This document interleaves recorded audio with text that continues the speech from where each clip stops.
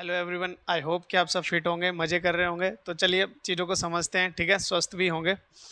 तो कि NBS TGT maths में पिछले पेपरों में कैसे सवाल आए हैं, एक आइडिया होगा आपको कि जब नेक्स्ट टाइम एग्जाम होगा तो आपको किस लेवल के क्वेश्चंस की प्रैक्टिस करनी है, ठीक है।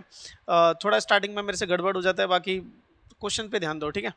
कहता है कि the sum of two number is 9। दो नंबरों का जोड़ जो है वो 9 है, ठीक है, 9 है, ठीक है।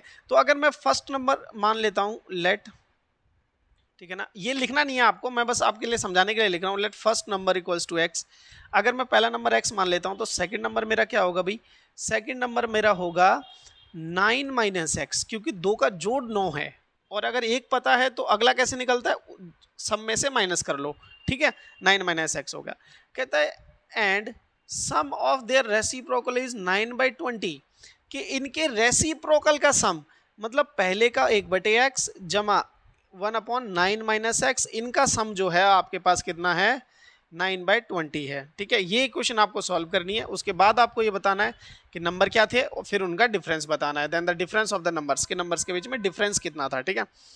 चलिए आइए, अगर आपको क्रॉस मल्टीप्लिकेशन थोड़ा बहुत चीज़ों को एलसीएम लेना आता है तो देखो ध्यान से देखना है। यहाँ एलसीएम आपके पास बचेगा 9 माइनस एक्स, एक्स मतलब 9 माइनस एक्स, ये उठ के यहाँ जाएगा और ये उठ के यहाँ जाएगा, तो ये हो जाएगा 9 माइनस एक्स। अगर ऊपर कोई और नंबर होता तो ये उससे मल्टीप्लाई होते, ठीक है, बट 1 है तो 1 से वो नंबर मल्टीप्लाई होने पर कोई फर्क नहीं पड़ेगा। प्लस एक्स इक्वल्स टू 9/20, ठीक है। देखो यहाँ पे प्लस का एक्स है, यहाँ माइनस का एक्स है, कट गया, ठीक है।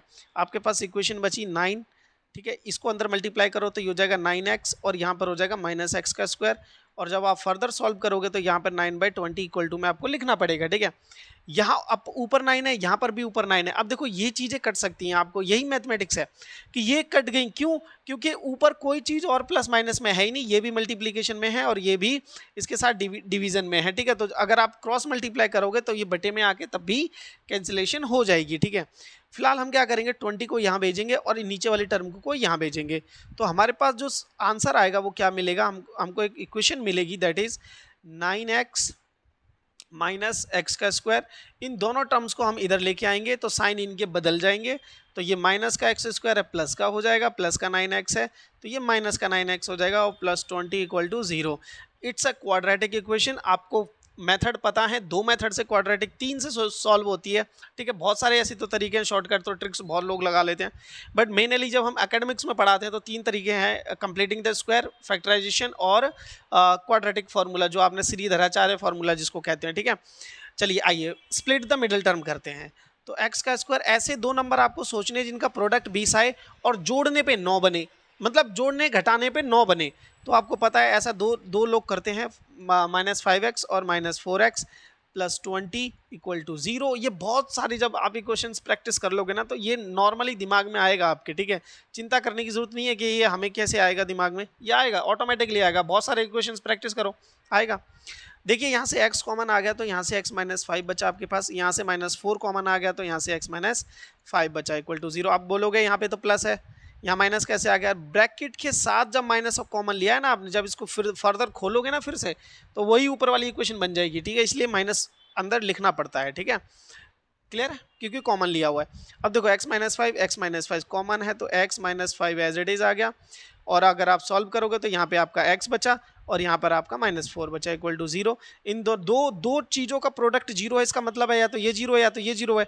तो जब इसको x -5 को आप 0 के बराबर रखोगे और x -4 को इक्वल टू 0 के बराबर रखोगे तो यहाँ से आपको x की वैल्यू 5 मिलेगी और यहाँ से आपको x की वैल्यू 4 मिलेगी, ठीक है। तो अगर आप कोई सा भी नंबर फर्स्ट मान लो, इसे मान लो या फर्स्ट इसे मान लो, डजेंट मैटर, ठीक है, आपको डिफरेंस बताना है, ठीक है। देखिए अगर मैं x को 5 मानता हूँ, मेरा फर्स्ट नंबर बन जाएगा 5, ठीक है। और अगर मैं सेकंड नंबर की बात करता हूं तो सेकंड नंबर मेरा आ जाएगा 9 - 5 इक्वल्स टू 4। अब इसका डिफरेंस पूछा है आपसे, क्या पूछा है? डिफरेंस पूछा है, डिफरेंस ऑफ द नंबर्स पूछा है, ठीक है। डिफरेंस ऑफ द नंबर्स मतलब 5 - 4 इक्वल्स टू 1, ठीक है।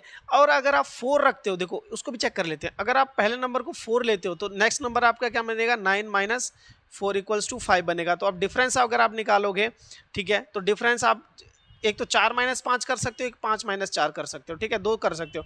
यहाँ से आपको -1 मिलेगा, -1 ऑप्शन में है ही नहीं, ठीक है। और बड़े नंबर को डिफरेंस जब भी आप करोगे ना, बड़े नंबर को आप आगे रखना, ठीक है, और छोटे नंबर को पीछे रखना, तो आपको पॉजिटिव ही आंसर मिलेगा। That option number A is correct. I hope ये सवाल समझ में आया होगा। इस तरीके के और सवाल हम करेंगे, चैनल के साथ जुड़े रहिए। पूरी की पूरी एक शीट है जो आपके साथ सॉल्व की जाएगी इन क्वेश्चंस के रिगार्डिंग, ठीक है, तो ताकि एग्जाम में कोई चीज ड्रॉप ना हो, ठीक है। तो चलिए नेक्स्ट में मिलते हैं। Till then take care.